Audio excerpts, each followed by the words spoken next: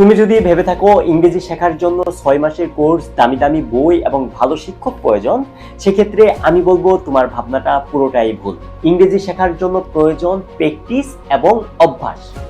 আজকের এই ভিডিওতেই এমন 7টি অভ্যাসের কথা বলবো যেগুলো তুমি আয়ত্ত করতে পারলে ইংরেজি তোমার কাছে একদম পানি ভাত হয়ে যাবে।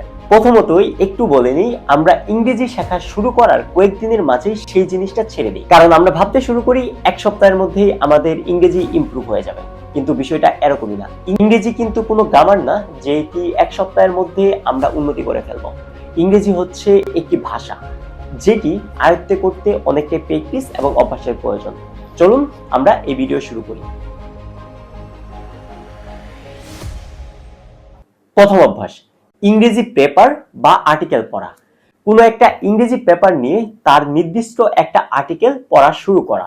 সেই আর্টিকেলটা বুঝে বুঝে পড়ে যে ওয়ার্ডগুলা তুমি বুঝবা না বা যে ওয়ার্ডগুলার অর্থ তুমি জানবা না, সেই ওয়ার্ডগুলো নোট করে রাখা এবং সেই ওয়ার্ডগুলোর অর্থ জেনে নেওয়া।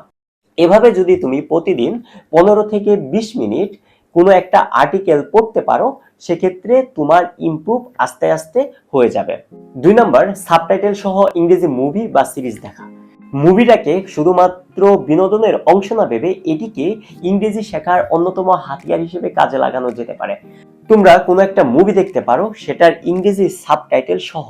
সেই মুভিতে তুমি দেখতে পারবা তারা কিভাবে কথা বলছে, তাদের বডি ল্যাঙ্গুয়েজ, তাদের অ্যাপ্রোচ, এই বিষয়গুলো আস্তে আস্তে দেখে তুমি ইংরেজির অনেক বিষয় আয়ত্ত করে ফেলতে পারো। 3 নাম্বার এবং মোস্ট ইম্পর্টেন্ট হচ্ছে ভোকাবুলারি শেখা। ভোকাবুলারি ছাড়া ইংরেজি একদমই অসম্ভব। তোমার যত বেশি ভোকাবুলারি আয়ত্ত থাকবে, তুমি তত বেশি ইংরেজিতে ইমপ্রুভ করতে পারবা বা তুমি তত বেশি ইংরেজির জাহাজ হয়ে যাবা। এটার জন্য তুমি অন্তত দিনে 5টি থেকে 10টি পর্যন্ত ভোকাবুলারি শিখতে পারো। একটি বিষয় খেয়াল রাখো, দিনে 5টি করে শিখলেও মাস শেষে 150টা এবং 2 মাস পরে 300টা ভোকাবুলারি তোমার নিজের আয়ত্তে থাকতেছে। এই 300টা ভোকাবুলারি কিন্তু অনেক বড় একটা অ্যামাউন্ট ইংরেজি শেখার ক্ষেত্রে। এবং 4 নাম্বার বিষয় হচ্ছে গ্রামার। ইংরেজিতে ভালোভাবে কথা বলার জন্য সঠিক গ্রামার প্রয়োজন না হলেও বেসিক গ্রামারটা তোমার জানা প্রয়োজন। সেটির মধ্যে parts of speech, tense, preposition, এই বিষয়গুলা যদি তোমার জানা থাকে তাহলে তোমার ইংরেজিটা আরো ফ্লুয়েন্ট হতে বাধ্য। 5 নাম্বারটা হচ্ছে না বুঝলেও ইংরেজি শোনা। তুমি যখন কোনো একটা কাজ করতেছো বা অবসর সময়ে কোনো একটা ইংরেজি পডকাস্ট বা অডিও বুক শুনতে পারো, যেটি তোমার লিসেনিংকে আরো ইমপ্রুভ করবে বলে আমি মনে করি। 6 নাম্বারটা হচ্ছে অনেক ইম্পর্টেন্ট, সেটি হচ্ছে এআই। এআই এর মাধ্যমে তুমি নিজের প্র্যাকটিসটা সেরে নিতে পারো। এআই এর সাথে অডিও কলে গিয়ে তুমি ইংরেজিতে কথা বলবা। সেক্ষেত্রে তোমার জন্য সুবিধা হচ্ছে, তুমি যদি এই ইংরেজি প্র্যাকটিসটা কোনো একটা মানুষের সাথে করতে যেতে, সেক্ষেত্রে সে কিন্তু তোমার ভুলগুলো নিয়ে হাসাহাসি করতে পারতো।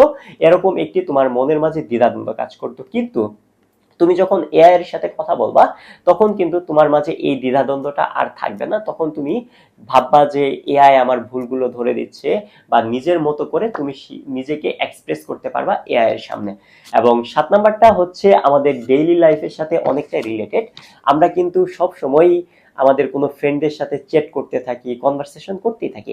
এই কনভারসেশনটাকে যদি আমরা ইংরেজিতে কনভার্ট করে ফেলতে পারি, সেক্ষেত্রে কিন্তু আমাদের ডেইলি লাইফে ইংরেজি শেখা হয়ে যায়। তো তুমি চাইলে তোমার যে কমফোর্টেবল মানুষ আছে তার সাথে ইংরেজিতে কথা বলতে পারো বা ইংরেজিতে টেক্সটিং করতে পারো।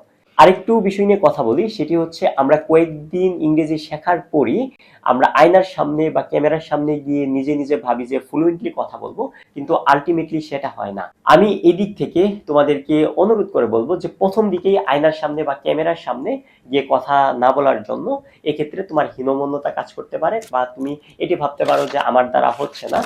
তুমি একটি কাজ করতে পারো, সেটি হচ্ছে প্রথম সপ্তাহে তুমি কিভাবে কথা বলছো সেটি ক্যামেরা বন্দি করে ডাটা হিসেবে রেখে দিলা, এবং 1 মাস পরে গিয়ে আবার তুমি নিজে আরেকটি ভিডিও রেকর্ড করলা, এবং তখন গিয়ে দুইটা রেকর্ড কম্পেয়ার করে দেখবা যে তোমারটা কোনটার বেশি ইমপ্রুভমেন্ট হয়েছে।